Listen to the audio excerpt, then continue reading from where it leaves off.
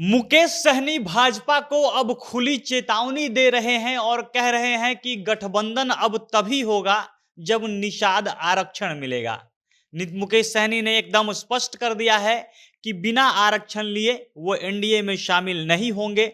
यानी बीजेपी जो अपनी तरफ से सपना देख रही थी, बीजेपी के नेता, उनका आला कमान एक तरह से मान रहा था कि मुकेश सहनी तो एनडीए में ही शामिल होने वाले हैं। जो 2024 का इलेक्शन है उसमें मुकेश सहनी को शामिल कराकर सीट देने तक का जो एक तरह से कहे तो फैसला, एक तरह से प्लान एनडीए के जो बड़े लोग हैं यानी बीजेपी के जो बड़े नेता हैं, अमित शाह, जेपी नड्डा, नरेंद्र मोदी, ये सारे लोग बना चुके थे।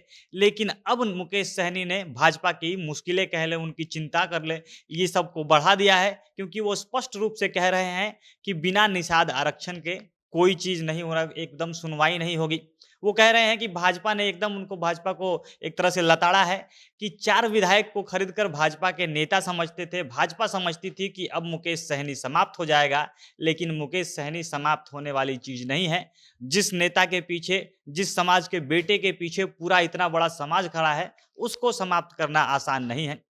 इस रैली में मुकेश सहनी ने क्या कुछ और कहा है, कैसे उन्होंने भाजपा को खुली चेतावनी दी है, सारी बातें विस्तार से आपको वीडियो में आगे बताएंगे। पर उससे पहले नमस्कार, जनता जंक्शन देख रहे हैं आप और मैं हूं सन्नी मिश्रा। कैमरे के पीछे हमारे साथी विशाल खड़े हैं।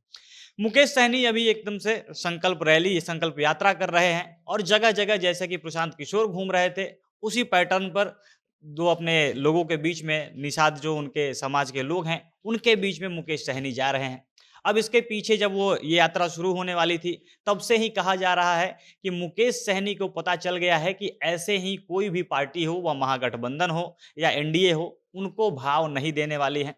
जो वो इज्जत, जो एक तरह से कहें अपनी स्थिति, जो पोजीशन वो किसी भी गठबंधन में चाहते हैं, मुकेश सहनी को ऐसे वो पोजीशन नहीं मिल पाता है। वो सीट की बात हो या उनको कोई पद देने की बात हो, ये सभी चीज़ें गठबंधन में मुकेश सहनी को मनचाहे ढंग से नहीं मिल पाता है। उनको बहुत से औने-पौने तरीके से देखा जाता है और इसी के लिए मुकेश सहनी चाहते हैं कि वो अपना शक्ति प्रदर्शन करें।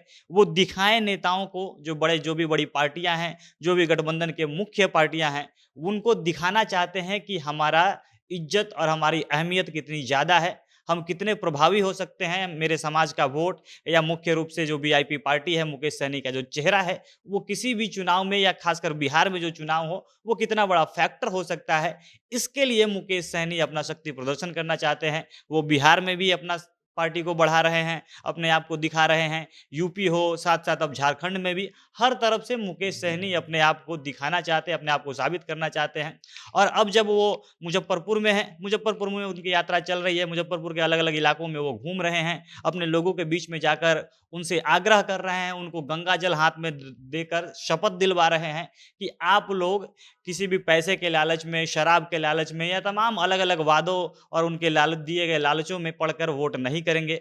आप लोग अपने समाज के नेता को ही वोट करेंगे। यानी एकदम खुलकर कहें तो मुकेश सहनी को वोट करेंगे। वो खुलकर वोट भी माँग रहे हैं कि आप लोग हमारा समर्थन कीजिए, तब ही जाकर कुछ भी हमारे समाज का कल्याण हो सकता है। ये नेता लोग हैं जो परंपरागत रूप से अपने आप को एक अधिकार समझ के बैठे हैं कि जो भी सहनी समाज है बस एक वोट बैंक मात्र है। इनको तो कोई भी लालच देकर इनका वोट लिया जा सकता है। इससे मुकेश सहनी कहते हैं कि वो निकालना है। वो कहते हैं कि सोया हुआ शेर था निषाद समाज, जो हमारा समाज था, इसको पता ही नहीं था कि वो शेर है, लेकिन अब जग गया है। और वो जगाने का काम जिसने किया है वो मुकेश सहनी खुद को बताते हैं कि हम हर इलाके में घूम रहे हैं, अपने नेताओं को, अपने क्षेत्र के जो क्षेत्रीय नेता है अपने समाज के, उनको जगा रहे हैं, अपने लोगों को, वोटरों को जगा रहे हैं। और यहीं पर वो जब मुजफ्फरपुर में थे तो भाजपा को एकदम से खुलकर, पहली बार ऐसा था कि वो भाजपा के बारे में इतने तल्ख लहजे में बोल रहे थे। वो एकदम से चेतावनी देते हैं कि भाजपा ने मेरे 4 विधायकों को खरीद लिया, उनके तरफ से पैसे का लालच दिया गया और इस लालच के दम पर उनको लगता था कि वो मुकेश सहनी को समाप्त कर चुके हैं। मुकेश सहनी अब समाप्त हो सकता है, समाप्त हो गया है।